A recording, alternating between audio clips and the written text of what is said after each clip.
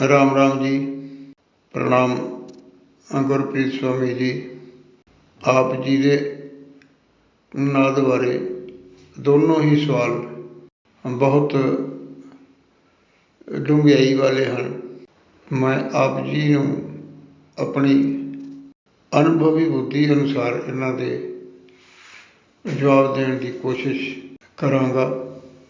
पहला जो सवाल है वो है कि जिस साधक नूं नाद प्रकट हो गया उसकी जिंदगी भी बर्बाद हो सकती है। इस गल नूं इस तरह समझते हाँ कि इस इंसान की जिंदगी के चार पहलू हैं। एक सरीरक पहलू है, एक आर्थिक पहलू है, एक मानसिक पहलू है और एक आध्यात्मिक पहलू है। जो साडे सरीरक और आर्थिक पहलू हैं, इन्हां दा प्रमुख तौर पर संबंध साडे पिछले जन्म के कीते हुए कर्मां दे नाल है। अध्यात्मिक पहलू का संबंध साडे पिछले जन्म की कीती हुई तप साधना दे नाल है और मानसिक पहलू का संबंध साडी परवरिश के नाल और साडे जो मित्र मंडली का दायरा है उस दे नाल या परिवार के बुजुर्ग वड्डे जीआं दे नाल संबंधित है। जो साडा सरीरक और आर्थिक पहलू है वो साडे पिछले जन्म के कीते हुए कर्मां दे नाल संबंधित है और जो साडा नाद का प्रकट होना है वो साडी तप साधना के नाल संबंधित है। चाहे असीं पिछले जन्म के विच कीती हुई तपस्या नूं इस जन्म के विच अगे वधाउण दी अवस्था दे विच आउणे हां, चाहे साडे पिछले जन्म की कीती हुई तपस्या अपने आप उस मुकाम ते पहुँचती है कि जिथे जाके अजपा जाप की अवस्था तो बाद नाद प्रकट होता है। नाद का प्रकट होना इस गल की कोई गारंटी नहीं है कि इस जीव के पिछले जन्म के कीते हुए कर्म भोग जो है ना वो नष्ट हो जाते हैं। नाद इस गल की निशानी है कि इस आत्मा नूं परम आत्मा ने अपने नाल जोड़न वास्ते जो शक्ति है नाद के रूप दे विच उसके नाल जोड़ दिता है। कर्मां का भोग इस शरीर नूं भोगना पैंदा है। जिवें कि तुसीं जानते हो कि राम कृष्ण परमहंस उन्हां नूं आखिरी समय दे विच सरीरक कष्ट भोगना पिया, यानी कि कहते हैं कि उन्हां नूं गले का कैंसर सी। तो उन्हां दे जिहड़े साथी सी, शगरद सी, नाल रहण वाले सी, तो उन्होंने कहा कि तुसीं इन्नी दुनिया के कष्ट दूर किए हैं ते अपना तुसीं कष्ट दूर नहीं करते, इसका की कारण है? तो उन्होंने ये जवाब दिता सी कि क्या मुझे इस छोटे से दर्द को सहने के लिए और जन्म लेना पड़ेगा? मुझे और जन्म नहीं लेना है। यानी कहने का भाव यह है कि आने वाले जो जन्म साडे हुंदे हन वो जिवें जिवें साडी साधना अगे वधदी जाती है तो उन्हां आने वाले जन्मां का जो कर्म भोग है वो भी सानू इस जन्म दे विच भोगना पैंदा। वो जन्म का लेखा भी इस जन्म दे विच निबेड़ना पैंदा है। ये एक मिसाल जो असी इतिहास के विच पढ़ी है। इस तरह ईसा मसीह के बारे दे विच भी असी पढ़ते हाँ कि उन्होंने आखिरी समय दे विच सलीब ते टंगिया गया, उन्होंने हत्थां पैरां दे विच किल ठोके गए, उन्होंने भी यह कष्ट भोगना पिया। ये गल्लां सी जो असी इतिहास से पढ़िया हैं। मैं अपनी जिंदगी दे विच 3 संतां का आप जी के नाल जिक्र करांगा, जिन्हां दे विचों एक संत महापुरुष ਜਿਹਨੂੰ ਤੁਸੀਂ ਭਲੀ ਭਾਂਤੀ ਜਾਣਦੇ ਹੋ। ਸਾਰਿਆਂ ਤੋਂ ਪਹਿਲਾਂ ਸਵਾਮੀ ਰਾਮਦਾਸ ਜੀ, ਜੋ ਸ਼ਿਮਲੇ ਦੇ ਵਿੱਚੋਂ ਐਡੀਟਰ ਜਨਰਲ ਦੀ ਕੰਪਨੀ, ਆਪਣੇ ਐਡੀਟਰ ਜਨਰਲ ਦੇ ਦਫ਼ਤਰ ਦੇ ਵਿੱਚ ਕੰਮ ਕਰਦੇ ਸੀ ਔਰ ਬਹੁਤ ਉੱਚ ਕੋਟੀ ਦੇ ਸੰਤ ਮਹਾਂਪੁਰਸ਼ ਸੀ। ਜਦੋਂ ਉਹ ਮਲੋਟ ਆ ਕੇ ਰਹਿਣ ਲੱਗੇ ਤਾਂ ਕੁਝ ਸਮੇਂ ਬਾਅਦ, ਕੁਝ ਸਾਲਾਂ ਬਾਅਦ ਉਹਨਾਂ ਨੂੰ ਗਲੇ ਦਾ ਕੈਂਸਰ ਹੋ ਗਿਆ।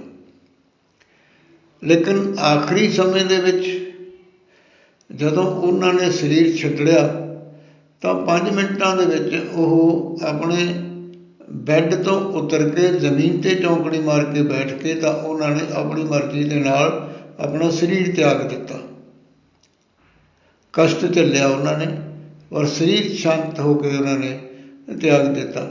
ਇਸੇ ਤਰ੍ਹਾਂ ਨਿਰਭੈ ਮਹਾਰਾਜ, ਜਿਨ੍ਹਾਂ ਨੂੰ ਤੁਸੀਂ ਪਰਸਨਲੀ ਜਾਣਦੇ ਹੋ, ਉਹਨਾਂ ਨੂੰ ਪੈਰ 'ਤੇ ਕਸ਼ਟ ਹੋਇਆ, ਪੈਰਾਂ ਦੀਆਂ ਉਂਗਲੀਆਂ ਕੱਟੀਆਂ ਗਈਆਂ, ਕਸ਼ਟ ਉਹਨਾਂ ਦਾ ਵੱਧਦਾ ਰਿਹਾ, ਲੇਕਿਨ ਉਹਨਾਂ ਦੇ ਚਿਹਰੇ 'ਤੇ ਕਦੇ ਕੋਈ ਸ਼ਿਕਨ ਜਾਂ ਦਰਦ ਦਾ ਕੋਈ ਭਾਵ ਨਹੀਂ ਸੀ ਆਇਆ।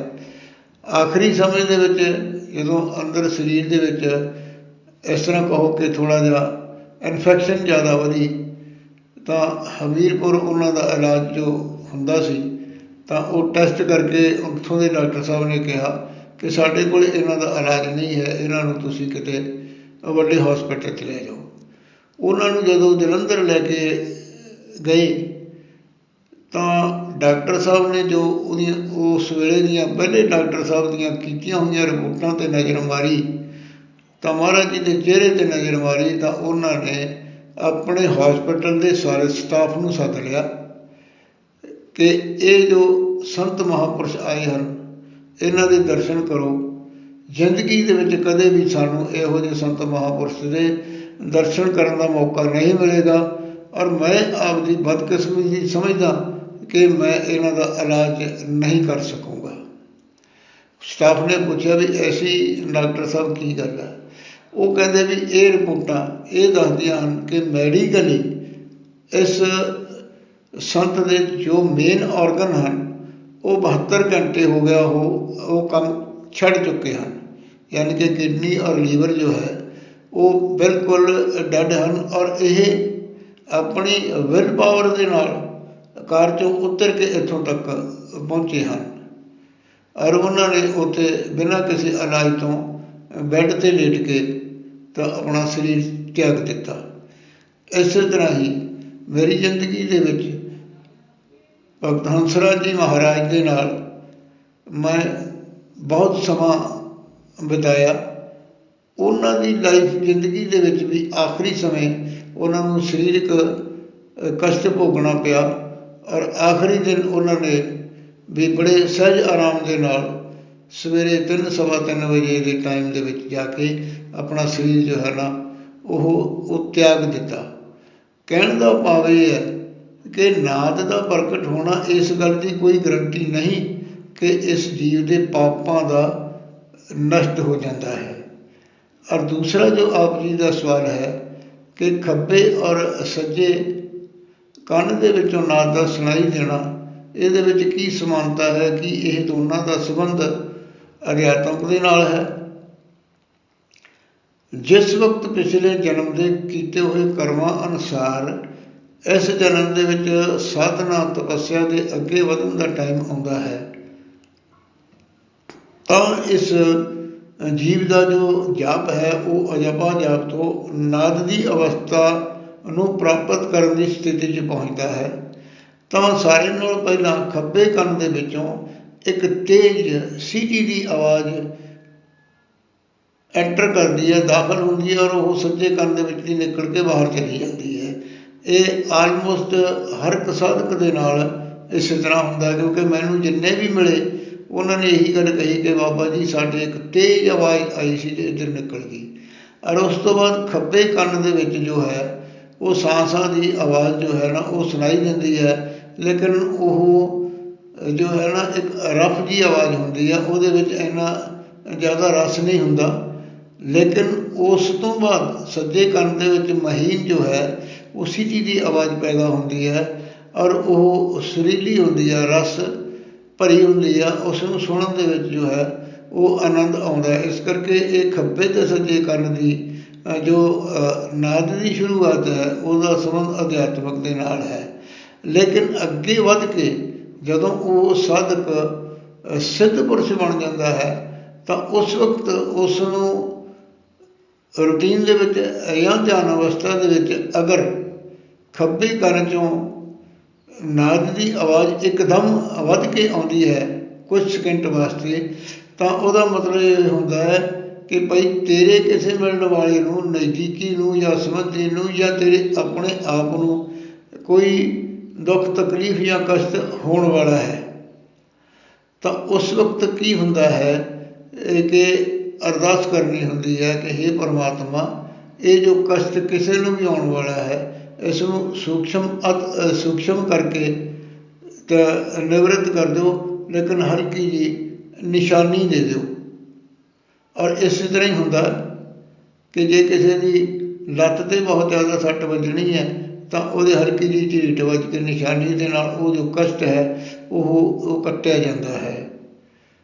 ਜਿਵੇਂ ਕਿ ਤੁਸੀਂ ਸਵਾਮੀ ਜੀ ਲਿਖਿਆ ਸੀ ਕਿ ਬਿਗਨਰ ਨੂੰ ਸਮਝਾਇਆ ਜਾ ਸਕਦਾ ਹੈ, ਔਰ ਤੁਸੀਂ ਆਪਣੇ ਮਿਲਣ ਵਾਲੇ ਜੋ ਬਿਗਨਰ ਹਨ ਉਹਨਾਂ ਨੂੰ ਆਪਦੇ ਮੂੰਹੋਂ ਇਸ ਗੱਲ ਦਾ ਜਵਾਬ ਦੇਣ ਦੀ ਬਜਾਏ ਤਾਂ ਤੁਸੀਂ ਮੇਰੇ ਤੋਂ ਇਹ ਗੱਲ ਅਖਵਾਤੀ ਹੈ, ਇਹ ਤੁਹਾਡਾ ਆਪਣਾ ਬੜੱਪਣ ਹੈ ਕਿ ਤੁਸੀਂ ਮੈਨੂੰ ਮੰਨ ਦਿੱਤਾ ਹੈ।